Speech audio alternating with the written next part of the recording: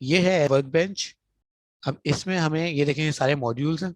ये project schematic है जिसमें हमें पता चल रहा होगा कि ज्योमेट्री कहाँ डिफाइन करनी है, कहाँ मटेरियल असाइनमेंट डिफाइन करना है, ये सब चीज़ें। अच्छा, ये सारे हमारे जो मॉड्यूल्स हैं इसमें से हम 4 करेंगे, जो मैं बता चुका हूँ, static, structural, model, thermal and CFD। तो आज हम करेंगे स्टैटिक स्ट्रक्चरल। तो स्टैटिक स्ट्रक्चरल के लिए ये रहा, इस पे डबल क्लिक कर दिया या ड्रैग कर दिया इसको। अब यहाँ देखें इंजीनियरिंग डाटा, यहाँ हम मटेरियल असाइन करेंगे। सेकंड ज्योमेट्री, यहाँ हम ज्योमेट्री डिफाइन करेंगे। उसके बाद यहाँ मैशिंग होगी मॉडल के अंदर, मैशिंग भी मॉडल में होगी, हमारी बाउंड्री कंडीशंस भी अप्लाई होगी और हमारे रिजल्ट भी मिल जाएंगे। तो हम मूव करते हैं पहले मटेरियल असाइनमेंट की तरफ, इस पर डबल क्लिक किया। अब यहाँ देखें, यहाँ एक डिफॉल्ट मटेरियल असाइन हुआ हुआ है, यानी स्ट्रक्चरल स्टील। तो चाहें तो आप ये इस्तेमाल कर सकते हैं या नया मटेरियल डिफाइन कर सकते हैं। अब नया मटेरियल लेट सपोज हम दे देते हैं एल्यूमिनियम, और इसकी जो प्रॉपर्टी है, एल्युमिनियम पे गए, यहाँ डेंसिटी जो चीज़ बता दी, डेंसिटी है 2700। अच्छा, यहाँ से यूनिट्स चेंज हो सकते हैं, ये रहे, और यहाँ से यूनिट्स चेंज हो सकते हैं। ठीक है, एल्युमिनियम पे गए, आइसोट्रोपिक इलास्टिसिटी।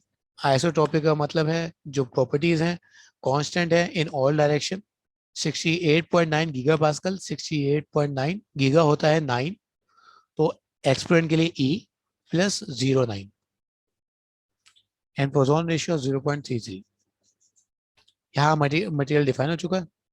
अब हम चलते हैं, अब ज्योमेट्री डिफाइन करते हैं, इस पर राइट क्लिक किया।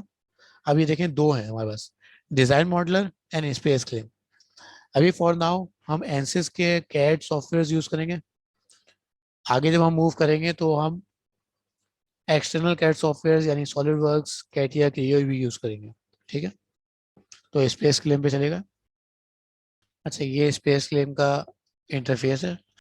अब देखें, यहाँ 3 एक्सेस दिख रहे हैं, हमें लेट सपोज XY एक्सेस में काम करना है। तो यहाँ से गए, ये रहा स्केच, और जिस पे आप होवर करेंगे आपका वो एक्सेस आ जाएगा। Let suppose YZ, bottom XZ। हमें काम करना है XY पे, तो XY पे क्लिक किया। ये है फ्रंट प्लेन यानी व्यू, उसको हमने किया। अब हम डिज़ाइन कर सकते हैं। अब सबसे पहले हम एक लाइन ड्रॉ करते हैं, और लाइन ड्रॉ करके यहाँ हम देते हैं 2000 यानी 2 मीटर्स की एक, यानी हमें ये दे दिया हमने। अब इस पे हमें एक बीम अप्लाई करना है। बीम अप्लाई करने के लिए यहाँ चलेगा प्रिपेयर टैब में, और यहाँ हमारे पास प्रोफाइल्स हैं। और प्रोफाइल्स के बाद कोई भी एक सेक्शन ले लें। अभी हम फॉर नाउ आई सेक्शन ले लेते हैं। अब हमारे पास ये आई सेक्शन आ गया। अब आई सेक्शन की डायमेंशन चेंज करने के लिए यहाँ गए स्ट्रक्चर में, बीम को इसको ओपन किया और आई पे राइट क्लिक करके एडिट बीम। ठीक है, ये हमारा ज्योमेट्री आ गई।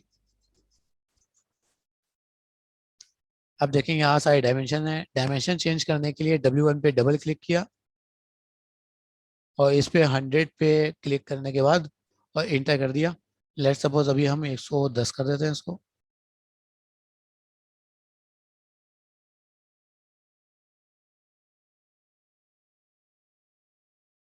ये हमारा डिफाइन हो गया। अब यहाँ से आके हमने सिस्टम को यहाँ से बंद कर दिया। अब हमें इस पे अप्लाई करना है। अप्लाई करने के लिए वापस प्रिपेयर टैब में आए, और यहाँ लिखा है क्रिएट। क्रिएट पे क्लिक किया, और जो लाइन है उस पर डबल क्लिक कर दिया। ये हमारा डिफाइन हो गया। अब ठीक है, और यहाँ से हमने 3D में चले गए, और इसको डिस्प्ले करने के लिए ये हमारे सॉलिड बीम है, और इसको हम जरा चेंज करते हैं। ये हमारी आई बीम डिफाइन हो चुकी। अब हम चलते हैं मैशिंग की तरफ। अब हम इस पे आते हैं मॉडल पे, या तो इस पे डबल क्लिक कर दें या राइट क्लिक करके एडिट। अब हम मैशिंग पे जा रहे हैं। मैशिंग क्या था, डिस्क्रिटाइजेशन थी हमारी बॉडी की, यानी उसको स्मॉल स्मॉल पीसेस में हम तोड़ दें, ताकि हम उस पर बाउंड्री कंडीशन अप्लाई करने के बाद जो हमारे एरर हैं वो मिनिमाइज हो जाए।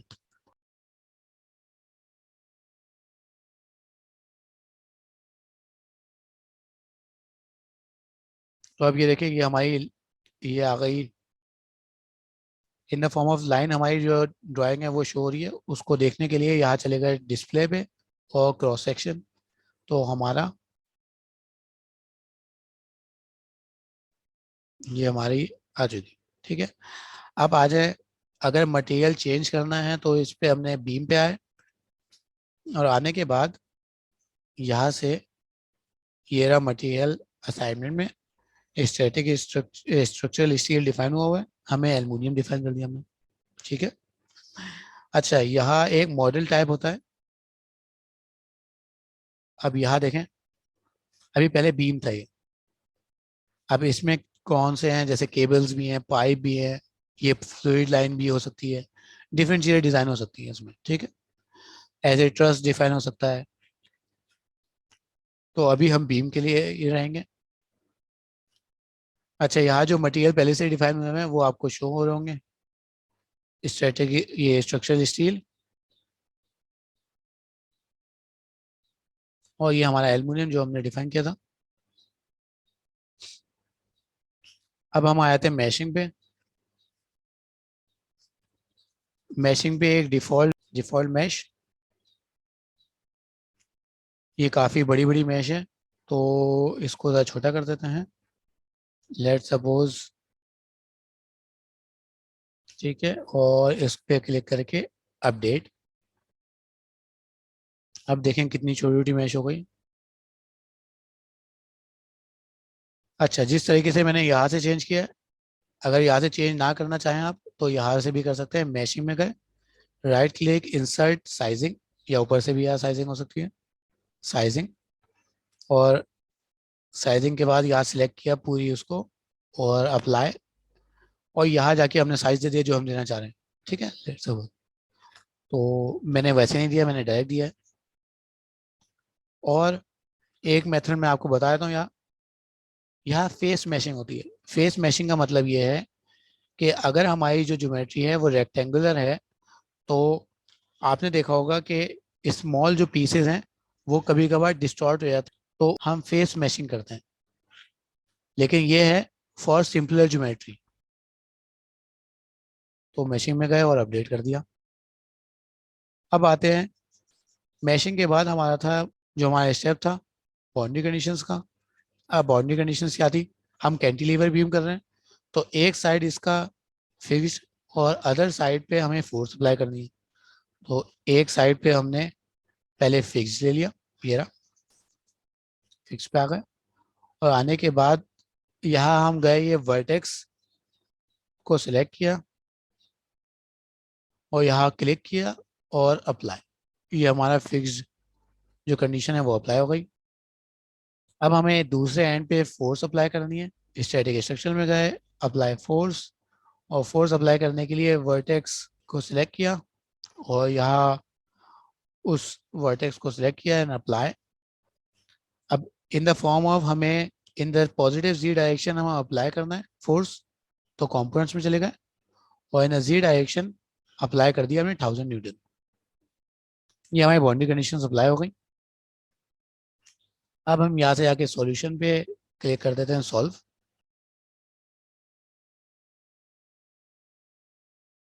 अच्छा, जितनी ज़्यादा फाइन मैशिंग होगी उतना ज़्यादा टाइम लेगा आपका।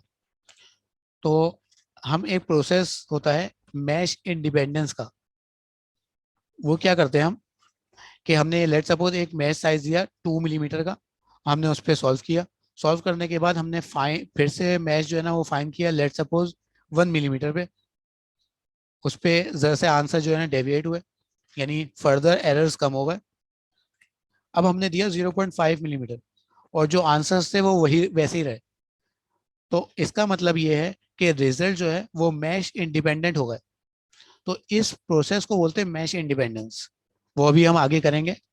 ठीक है, तो यहाँ हमारा सॉल्यूशन हो गया। अब सॉल्यूशन में हमें कौन कौन से रिजल्ट चाहिए थे। सबसे पहले हमें टोटल डिफॉर्मेशन चाहिए थी। अभी पहले हम देखते हैं टोटल डिफॉर्मेशन को, इवेलुएट ऑल रिजल्ट्स। अब देखें इसका हम, ठीक है, यहाँ से अभी मैक्सिमम मिनिमम हटा दें और यहाँ से कंट्रोल स्मूथ आ जाए और नो वायर फ्रेम, अगर आप वाई फ्रेम देखें, शो अनडिफॉर्म, ये बताएगा कितना नीचे मूव कर रहा है। शो अनडिफॉर्म मॉडल, आप देख रहे होंगे कि एक लाइट कलर में पीछे एक मॉडल आ रहा है, वो हमारा अनडिफॉर्म है। या शो एलिमेंट्स, वो एलिमेंट शो कर रहा होगा। तो हमें अभी नो वायर फ्रेम, और इसको आप एनिमेट भी कर सकते हैं बाय यूजिंग ये। ठीक है, यहाँ हमारे पास 20 फ्रेम्स हैं, लेट्स सपोज इसको 100 फ्रेम्स कर दें और 10 सेकेंड, तो आपको यानी बॉडी जो है ना वो एनिमेट होती हुई दिखेगी। और ये हमें ये चीज़ ऑब्वियस भी है कि अगर हमने इस पॉइंट को फिक्स किया है और इस पॉइंट पे फोर्स अप्लाई की है, तो सबसे ज़्यादा डिफॉर्मेशन यहाँ आनी चाहिए, जो आ रही है। लेकिन ये है कि ये चीज़ एक्चुअल डिफॉर्मेशन नहीं दिखा रही। एक्चुअल के लिए यहाँ हमारा ट्रू स्केल है, अब बहुत लाइटर सा आपको मूव कर होता हुआ दिखेगा, बहुत लाइटर सा, कि अब जाके कहीं जाके मूव हुआ है नीचे की तरफ। अब ये डायरेक्शनल है। अब डायरेक्शनल किस डायरेक्शन में हमें चाहिए, लेट सपोज ये डायरेक्शन में, इस पर राइट क्लिक किया एंड इवेल्युएट ऑल रिजल्ट्स, तो वही चीज़ हमें दे रहा होगा। ठीक है।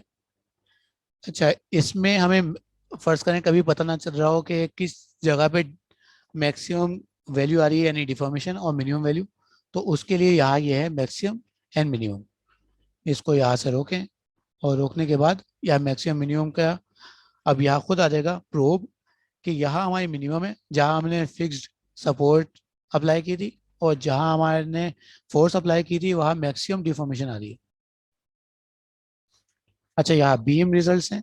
अब बीम रिजल्ट्स के लिए यहाँ शेयर मोमेंट डायग्राम। अब उसके लिए हमें मांगना है पाथ।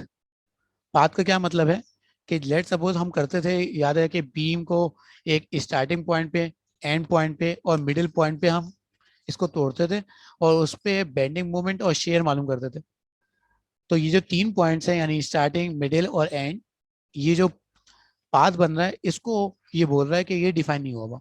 तो उसको डिफाइन करने के लिए मॉडल पे अगर राइट क्लिक, इंसर्ट, या हमारा आ रहा है construction geometry and path, path पे गए, यहाँ हम edge A edge edge define कर रहे हैं। तो एज के लिए यहाँ गए,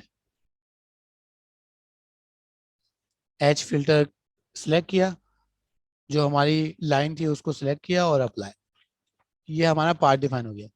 अब हम शेयर उस पर आ गए और अप्लाई किया पाथ, तो हमारा ये हो चुका। अब हमें राइट क्लिक करें टोटल शेयर मोमेंट डायग्राम पे, और इवेल्युएट और रिजल्ट्स। यहाँ ये जैसे ही इवेल्युएट और रिजल्ट्स करेगा, तो ये हमें शेयर मोमेंट डायग्राम बना के दे दिया इसने। ठीक है, अब ये देखें, अब हमारे पास 2 पॉइंट्स थे, एक स्टार्टिंग पॉइंट एक एंड पॉइंट। अगर हम इसको यानी जो लाइन है, हम 3 से 4 लाइंस बनाते हैं और उस पर डिफरेंट डिफरेंट जो बीम्स हैं वो अप्लाई करते हैं, तो हमारे पास डिफरेंट पॉइंट्स मिल चुके होते हैं। अब ये देख लें, ऊपर टोटल शेयर फोर्स है, बेंडिंग मोमेंट, ठीक है, और हमारी टोटल डिस्प्लेसमेंट, तो ये हमारी शो हो गई।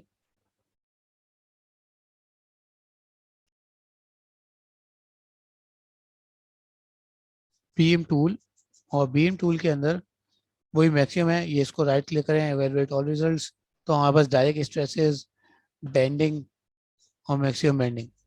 और आपने अगर मशीन डिज़ाइन आपने पढ़ लिया हो, तो उसमें आपने मैक्सिमम कंबाइंड स्ट्रेसेस आपने पढ़े होंगे, जिसमें टेंसाइल, बेंडिंग, टॉर्जनल स्ट्रेसेस, ये सारे एक साथ आते हैं, तो वो चीज़ है।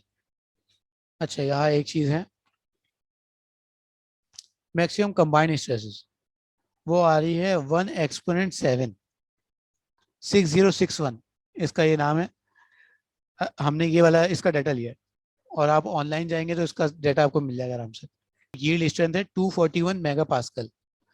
241 मेगा पास्कल का मतलब है 241 एक्सपोनेंट 6, यानी 2.41 एक्सपोनेंट 8।